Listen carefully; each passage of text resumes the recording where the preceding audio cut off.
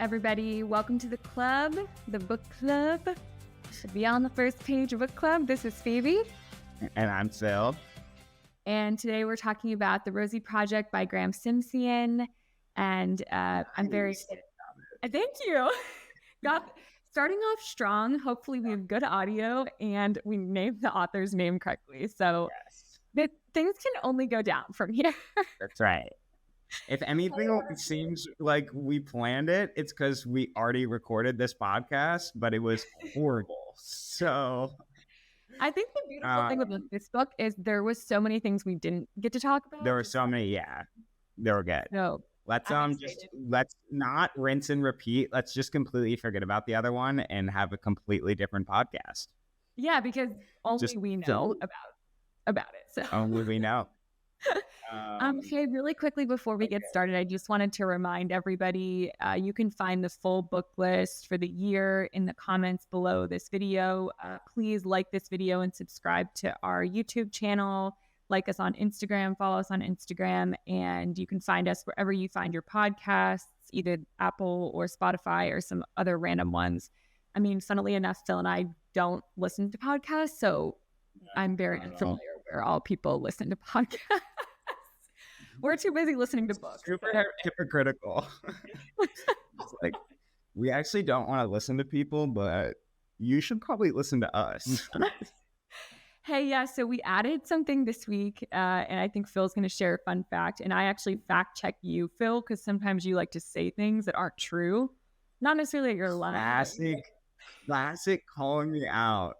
Okay, the fun fact of the week is it's from a book called The Invisible Women, Data Bias in a World Designed for Men. And it's all about basically how studies and just like random things in the world are sort of designed for men. And because of that, women are at a disadvantage. And so take one example is the temperature in like an office is much actually colder than it's supposed to be because the ideal office temperature was set in an office where only men worked.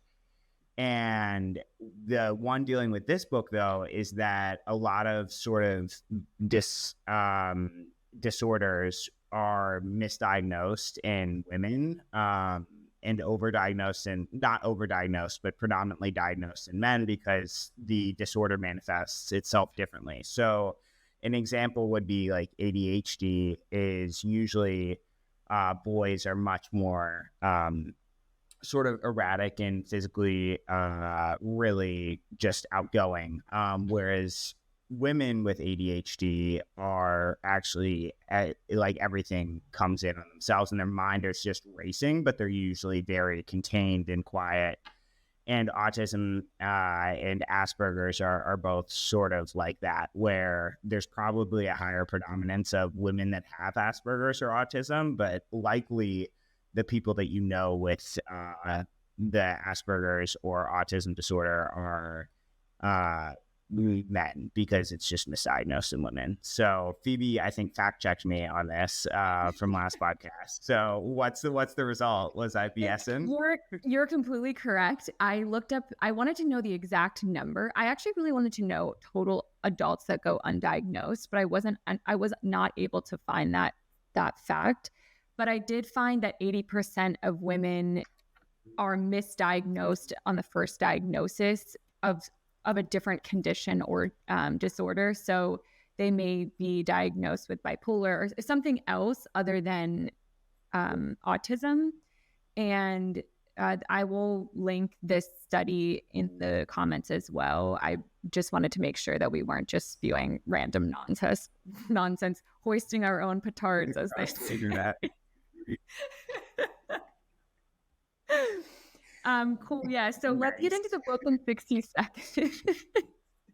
The book in 60 seconds. This is a heartwarming story about a man who is undiagnosed on the autism spectrum, who's looking for a wife, but inadvertently gets involved helping a woman, Rosie, with finding her biological father. And I know we already mentioned this, but for the people who obviously didn't get to hear this first round of the podcast, I would describe this book as heartwarming and hilarious. It was and I'd be laughing and thinking about how different people see the world from start to finish. It was just absolutely fabulous.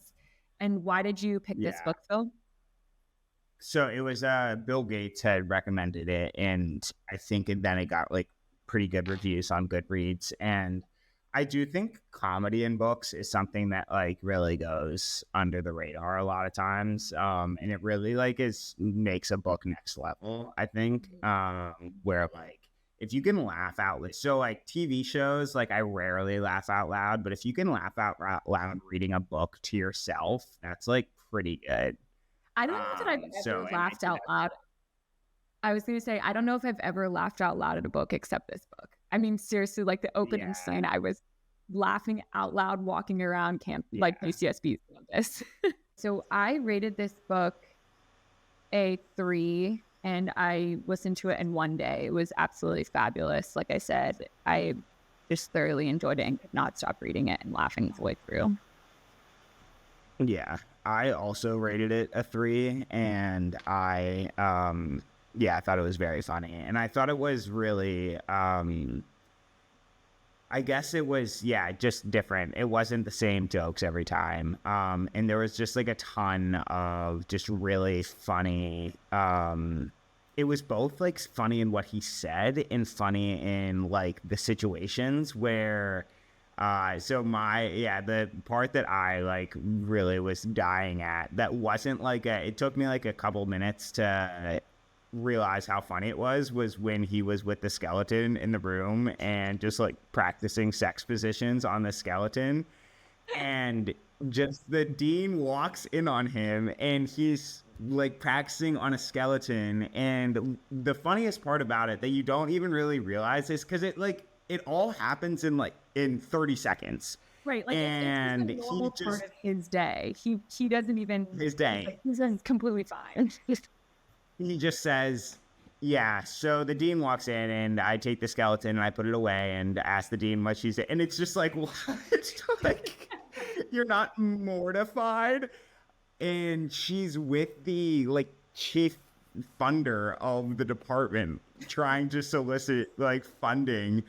And he's just practicing on a skeleton, and he has the whole book. So it's probably not like some regular sex position too. He has a whole book of intricate sex positions that he's practicing for. So yeah, I think just really. I think you were saying that it was like girl on top or whatever, or oh no, it was reverse cowgirl. No, it was reverse cowgirl. So he's just like, with it. Oh gosh, it's the level of weird of just like there's something like practicing with the skeleton, and then there's like practicing reverse cowgirl with the skeleton. Well, and I love the opening scene hooked me, where that by the end of it he had all these young 12-year-old boys yelling "Aspies rule, Aspies rule," or like when he came in and said, I'm hoping that everyone in the crowd has a working understanding of organic chemistry, as if no, not like I was hoping. I wrote this with the expectation that everybody had a working knowledge of organic chemistry, and it's a talk for moms and their 13-year-old boys. Oh, it's so funny. Yeah. It was, I mean, the other thing I loved was the BMI, and going back to that scene where he was talking about I think you had it written down, Phil, where it was like so funny that he was like, I quickly corrected myself. Overweight. Yeah, no. So he notes everyone in their BMI. So that was one of my quotes. And that was the other funny thing. He knew that, and this is probably something that like with people with autism disorder or Asperger's struggle with, where they know that they're doing something wrong but they don't know what quite it is. And he goes through this a couple of times in the book where he's just saying that they were visibly uncomfortable and I knew that I did something, but I don't know what it is. And so sometimes when he tries to correct for it, he thinks he corrected and really he did not. And the quote is, A woman at the rear of the room raised her hand. I was focused on the argument and made a minor social error, which I quickly corrected. The fat woman, overweight woman at the back, and where he corrects for overweight because he knows like fat is a taboo word, but he just misses the point of why fat is taboo. Yeah. So, I mean, you and I talked about this, and you brought up a really interesting point, which I wanted to make sure you talked about, that it becomes this idea of I love the way you put it, where he could have said in his mind that like fat or overweight would be interchangeable with brown haired woman in the back, or some other descriptor word that you would use that only we as in society have tagged that with a negative connotation. And that's very interesting to think about. And that's not something at all that I picked up on, where that's just a fact to him. It's not good or bad. Right. And I was saying that his one of his best friends he says this is unhealthy or something, because when he talks about jeans running, he says it's unhealthy, but that's just, again, sort of a scientific fact. And I think that when he introduces himself to Dave at the Yankees game, where he says, this was Dave, or this man next to me, 40 BMI, also known as morbidly obese, and then is just like, but Dave is one of his best friends, and so he does say, I certainly realized why Dave might be morbidly obese, as he had 4 hot dogs during the game. But I also love that well, first of all, just hilarious that he calls out everyone's BMI. I thought that was so funny. Right. And I love that in America, he loved being in America, and you could see him really open up. I mean, I think it was partially that him and Rosie took this trip together and he was excited and everything was new and he was on his best behavior with her. But I also think that it was cool to see, he said, Americans just say what they mean.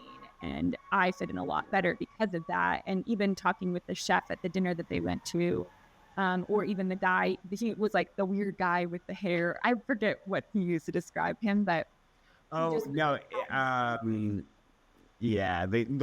the New Yorker that was just like equally, and he felt very comfortable with this guy. Right. Yeah, which I love. And very cool at the end of the book, they moved to New York. I mean, I think that the ending was extremely satisfying in the way it tied up with the bow,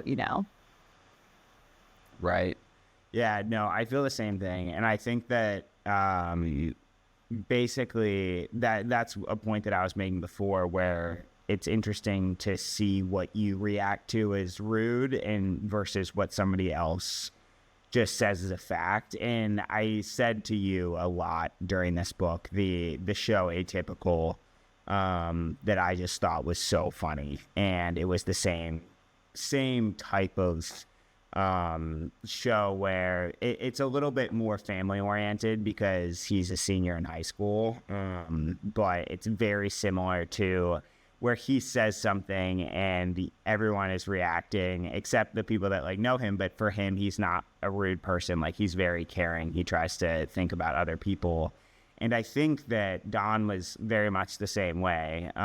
It's not that he was definitely not empathetic, but he was not just like rude. Like, he wasn't an uncaring person at all. And it's interesting to sort of see that conflict where he did care.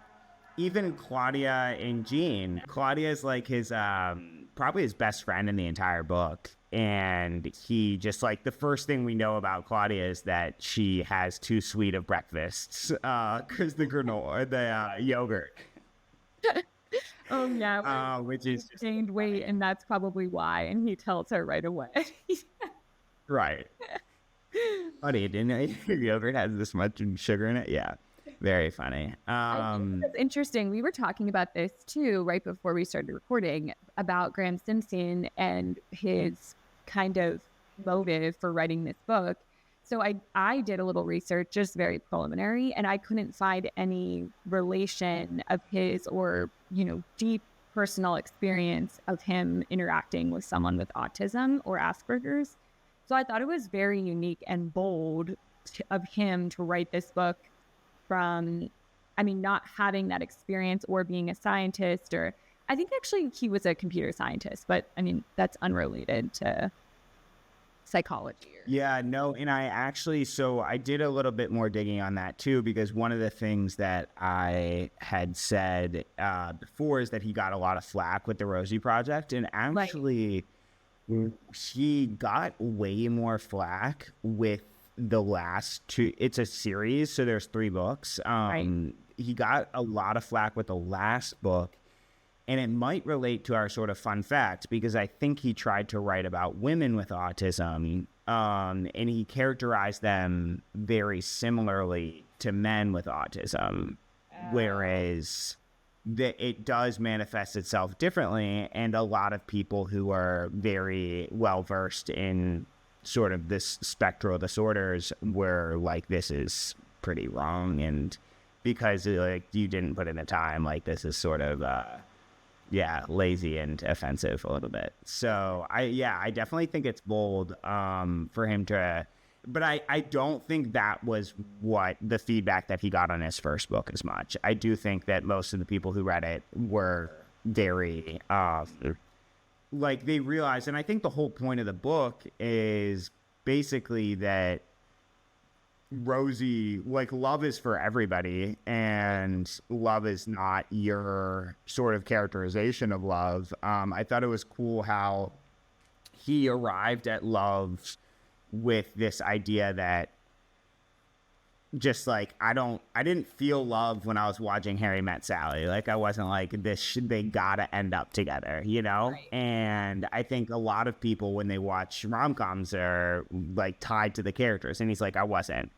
I felt love because I thought of my life without Rosie, and I was like, that would be awful. And I thought that there's something sort of beautiful about that, where it's, this love at first sight is not for everybody, and it doesn't really matter how you arrive at the point where somebody is your life partner, but if you get there logically or you get there completely irrationally, it's sort of the same thing. And I thought that was pretty beautiful. So I mean, I think I wonder what you think about this. I think that I feel like him almost, where I get very little enjoyment out of, I mean, I get enjoyment. I am entertained by rom-coms, but as I've gotten older, that's not bringing me joy either. Like, I'm not feeling that kind of crazy love. You realize that love is not real love. That's not everyday love. And I think that's exactly what he was experiencing, where I'm not feeling this crazy fly to Seattle and meet you on the Eiffel Tower type of love. I think that's safest in Seattle, but whatever. But it's a more of a, I don't want to live without you because I enjoy you, and I fly to Seattle and see you on the Eiffel Tower. You're a little confused where everything is. I mean, it would be incredible. Like, if you could do that. I meant fly to New York and go to the Empire State Building. Like, no. Oh for 2, homie. Oh for 2. Well, I'm glad you were just radically inconsistent on that one. That's so radically incorrect. Wait, actually, speaking of radically, I really liked your comment, Chanel. You didn't talk about this, radical acceptance. Yeah, radical acceptance. I thought that was very cool. And I guess what is one thing that I didn't talk. So radical acceptance is usually where you are radically accepting of yourself, and it's some people who have like low confidence. That's sort of a teaching of this radical acceptance of. Okay. And just like a lot of things are genes, right? Like a lot of things are, you are how you are. And you can either try to fight this your entire life or you can accept it. And I think that that's something that he sort of dealt with Rosie, and it's a balance though, right? So I think that's something that I've, like contemplated a lot, and everyone should, if they're trying to like sort of personal growth, like, how much is radical acceptance versus like how much are you just being an asshole? Like, you can't just radically accept everything about yourself and then just like eschew everyone else. Like, yeah, I am radically correct. And that's the balance that he tries to find for Rosie, and I think that he does change parts of himself. and he goes too far. Rosie's just like, I love you, Don, and I was worried about these things for sure. Like, I was worried about eating lobster every Tuesday, but I loved that part of you. And I also think Rosie, just going a little off the cuff here, Rosie has her own like ridiculous things where like only fresh caught seafood or like only fresh raised seafood or something, where I think that like just ridiculousness to Don. It's funny that he's like, this is such a ridiculous way to act, but then it's like has all of his things that he, right, yeah. Yeah, like he's like, being a vegetarian is ridiculous, but also like, I'm gonna ask you a series of 12 questions, and if you don't answer all of them right, we can just talk about something else. Yeah. Well, that's what I thought too. You know, like if someone maybe in high school or college had come to me and said, fill out this questionnaire and then we'll see. I not in dating, just like in life, I would have been like, this guy. But as I get older, I'm kind of like, I think I would gravitate toward this person. Save a lot of time with this one. Also, like, what's this guy about? Like, he seems very interesting and different than the norm. True. Like, just respecting the boldness of life. That's so funny. Like, knowing what you like and don't like, great thing. Yeah. Well, it's funny because I think that like there is something to that. That is what modern dating is. It just takes the you're an asshole out of it by having the app do it. So I think that is sort of interesting. That's true. Yeah. So I think if you like this book, we can talk about that. If you like this book, you would like. I had 2 recommendations. I think Phil also recommended A Man Called Ove, or you thought about that as well, by Frederick Law. Yeah, I did. That's a new movie that just came out with Tom Hanks. I haven't seen it, but the book was great. And he doesn't have any kind of social diagnosis, but I think he just is withdrawn from society, probably depression for sure. And it's also very heartwarming, a great story. And then The Curious Incident of the Dog in the Nighttime by Mark Haddon. That's about a young boy with autism, and that is a great book. I absolutely loved it. It's probably YA, and it is just a great, especially if you're trying to get back into reading, I would highly recommend that. Or this book too, if you're trying to get back into reading. Yeah, I think my 2 picks were, one of them you're currently reading, which is The Demon Copperhead. Finished it. That's really, oh, nice. How'd you like it? Oh, I absolutely loved it. I recommended it to like 3 people. Honestly, probably one of the best books I've ever read. And we did read. That's why I recommended that Unsheltered or whatever we read before. Yeah, because it's by the same woman. I was like, anything. Would not recommend Unsheltered, by the way.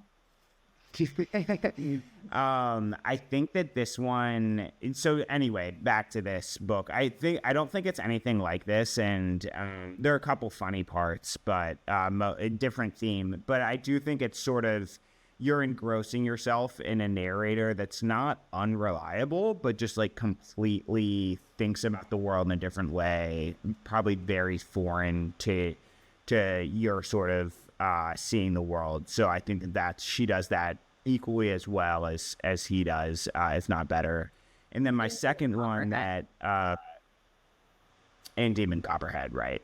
My second rec is just sort of the funny narrator. I do think Rick Riordan does it really well with the Percy Jackson series and sort of all the offshoots of that book. And I think it's interesting too, because the demigods do have usually have some type of mental disorder, whether it be ADHD or dyslexia or something that they struggle with. And I mean, they're pretty badass because they're the children of God. So I mean, it's like a celebrating them, not like which I think this book does as well. But I do think Rick Riordan does a really good job of sort of making a humorous narrator that sort of thinks about the world differently. So yeah, those are my 2 recs. I do think Man Called Ove is the best one, most similar at least. Great recs. Yeah, I just Copperhead, and now I'm starting on My Sister's Keeper by Jodi Picoult, which is actually our next book club book, which will be released on February 12th. And that one is depressing. So buckle up. I also am very excited to discuss with siblings about this book because it is such a, I mean, it's like, would I give my liver to you? You know? Oh, interesting. Oh, you haven't started reading it yet. Basically, no, but I do think, well, let's not go into it, but I think that's very interesting because I do think out of all because I wouldn't give you my liver. Yeah, like I'm just saying, if we're gonna like rank our livers right now, I definitely have the best liver. Isaac's liver, garbage. Just absolutely, like, I wouldn't even want Isaac's liver. Like, I'd play random lotto with somebody with my same blood type rather than Isaac's liver. No, I think that it's all about like the time in between drinking that filters, that like helps your liver filter. So actually, I think like Isaac on the daily doesn't drink. No, true. Yeah, but he's definitely got some type of cirrhosis going on. Oh my God. No, I'm just teasing. Well, let's use that to introduce our big news, which we are bringing Isaac into the podcast. Yeah, so like Phil said, we're bringing Isaac onto the podcast. We're very excited about this. We used to do a lunchtime special when we were kids called Lunches for Losers. So we'll talk more about that next week. But it was the OG podcast. And we're very excited to have Isaac on. Hopefully he'll provide even more hilarious insights into all the books that we're reading. And he'll be a great person to talk about this with, because it's a group of 3 siblings. So we will have a lot to talk about, I'm sure. Yeah, for sure. I'm excited. I'm reading a book I just started, actually got released in 2023, about housing policy, which is interesting, and why it's so overpriced. And then I'm also reading a fictional book by Robin Hobb, who is a legend of fantasy and high fantasy especially. So it's called The Shaman's Crossing, which is not, she wrote like 2 very popular series worlds. This is I think maybe her 3rd or 4th, so it's really good though. But yeah, so you're reading a lot of nonfiction books, or you always do that? You always read? I always read one nonfiction and one fiction at the same time. Yeah. Okay, interesting. Wow. Because I usually go to the gym in the morning, and then I'll read until work's supposed to. So until like 8:30, I'll read my fiction book, and then I'll switch to my nonfiction, and then call it work until like 30. Wait, so do you listen while you work? Yeah. No, not while I work. No, while I work out. But it is for like I wouldn't be reading these books unless it was for work. Like I only listen to nonfiction books that are applicable to work. Yeah, which actually gives me a really good breath for work. So I would recommend that to anybody, because sometimes I do listen to podcasts too that are like applicable to the economy. Right. The couple of very curated ones. I can't just listen to people conversing like we're doing now, but yeah. So that's cool. All right, like I said, we're reading My Sister's Keeper for next week. Isaac will be on, which we're very excited about. And thank you all for listening. We will talk to you next time. Yeah. All right. Bye. Bye.